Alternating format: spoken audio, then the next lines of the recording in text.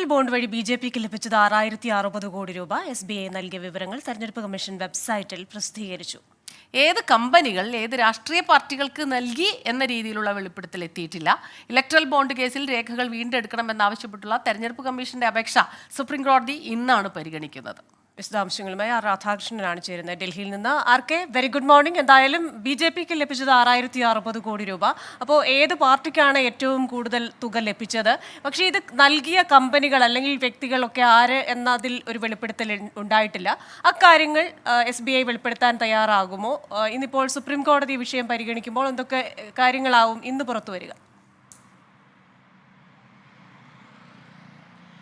തീർച്ചയായിട്ടും ക്രിസ്റ്റീന, ഞാനീ നിൽക്കുന്നത് നമ്മുടെ തെരഞ്ഞെടുപ്പ് കമ്മീഷൻ്റെ ആസ്ഥാനത്താണ്. നമുക്ക് ഈ വിഷയമായതുകൊണ്ട് ഈ തെരഞ്ഞെടുപ്പിനായിട്ടുള്ള ഒരുക്കങ്ങൾ കമ്മീഷൻ ആരംഭിച്ച് കഴിഞ്ഞു. ഇന്നലെ 2 കമ്മീഷണർമാർ കൂടി വന്നതോടുകൂടി അതിനുള്ള ഒരു തിരക്കിലാണ്. ഈ കമ്മീഷൻ്റെ ആസ്ഥാനവും ഈ തെരഞ്ഞെടുപ്പുമായി ബന്ധപ്പെട്ടിട്ടുള്ള കാര്യങ്ങൾക്ക് ഒരുക്കങ്ങൾക്ക് വേണ്ടിയിട്ട് തയ്യാറാകുന്ന ഒരു കാഴ്ചയൊക്കെയാണ് നമുക്ക് കാണാൻ സാധിക്കുന്നത്. വലിയ സുരക്ഷാ സംവിധാനങ്ങളുടെ കാര്യമൊക്കെ വലിയതായിട്ട് കൂട്ടിയിട്ടുണ്ട്. ഇലക്ഷൻ കമ്മീഷൻ്റെ ആസ്ഥാനത്ത്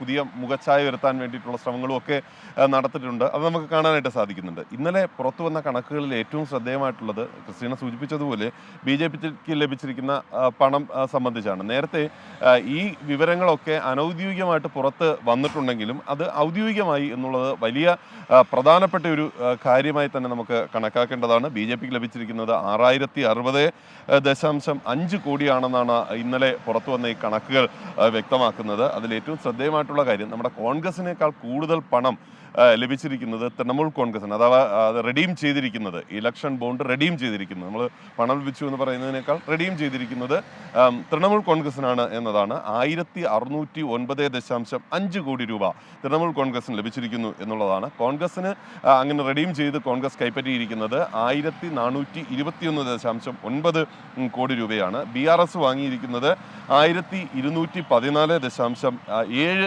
കോടി രൂപയാണ്. BJDക്ക് കിട്ടിയിരിക്കുന്നത് 775.5 കോടി രൂപയാണ്. ഈ ഇടതു പാർട്ടികൾ, പ്രത്യേകിച്ച് CPIM-ഉം CPI-യും അടക്കമുള്ള പാർട്ടികൾ അവരുടെ പ്രഖ്യാപിത നിലപാടിന് സമാനമായിട്ട് ഏതെങ്കിലും വിധത്തിൽ തുക വാങ്ങിയിട്ടുണ്ട് എന്ന് തെളിയിക്കുന്ന ഒരു വിവരവും ഇതിൻ്റെ ഭാഗമായിട്ടില്ല. അതുകൊണ്ട് തന്നെ അവർ പറഞ്ഞ കാര്യം, തങ്ങൾ ഇലക്ട്രൽ ബോണ്ടിൽ നിന്ന് പണം വാങ്ങിയിട്ടില്ല എന്ന കാര്യം സ്ഥാപിക്കപ്പെടുന്ന ഒരു സാഹചര്യം കൂടിയാണ് ഉള്ളത്. ഈ പണം നൽകിയവരുടെ പട്ടികയൊക്കെ എടുത്തു നോക്കുമ്പോൾ ഇവരുടെ ഒന്നും പേര് വിവരങ്ങളില്ല, മറിച്ച് ഈ കമ്പനികളുടെ വിവരങ്ങളാണ് ഉള്ളത്.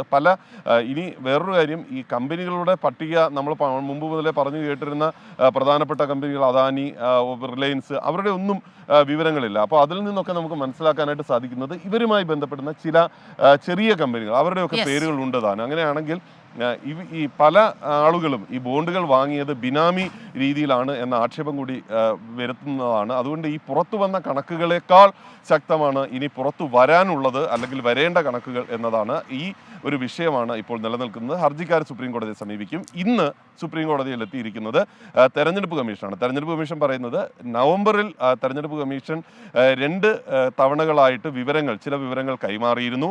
ആ വിവരങ്ങൾ പക്ഷേ അതിൻ്റെ ഏതെങ്കിലും വിധത്തിലുള്ള രേഖകൾ ഈ പബ്ലിഷ് ചെയ്യാൻ വേണ്ടിയിട്ട് ഇനി തങ്ങളുടെ പക്കൽ ഇല്ല എന്നാണ് കമ്മീഷൻ പറയുന്നത്. അന്ന് തങ്ങൾ ഈ രേഖകളുടെ ഒറിജിനലുകളെല്ലാം സഹിതമാണ് കോടതിക്ക് കൈമാറിയത്. അതുകൊണ്ട് ഇലക്ട്രോണിക് രേഖകൾ വീണ്ടെടുക്കാനായിട്ടുള്ള അനുവാദവും അവസരവും സമയവും തങ്ങൾക്ക് നൽകണം എന്നുള്ളതാണ് ഇലക്ഷൻ കമ്മീഷന്റെ ആവശ്യം. നവംബറിൽ 2020 ഏതായാലും ഇതിന്റെ വിവരങ്ങളൊക്കെ തന്നെ നമുക്ക് വരും മണിക്കൂറുകളിൽ കൂടുതൽ പ്രേക്ഷകരിലേക്ക് എത്തിക്കാം. ഇന്നിപ്പോൾ നമുക്ക് ഒരുപാട് വാർത്തകൾ, ഇങ്ങനെ ചൂടേറിയ വാർത്തകൾ, RK ഈ പറഞ്ഞ വാർത്ത ഉൾപ്പെടെയുള്ള ചൂടേറിയ വാർത്തകൾ വരുന്ന ദിവസമാണ്. Thank you RK.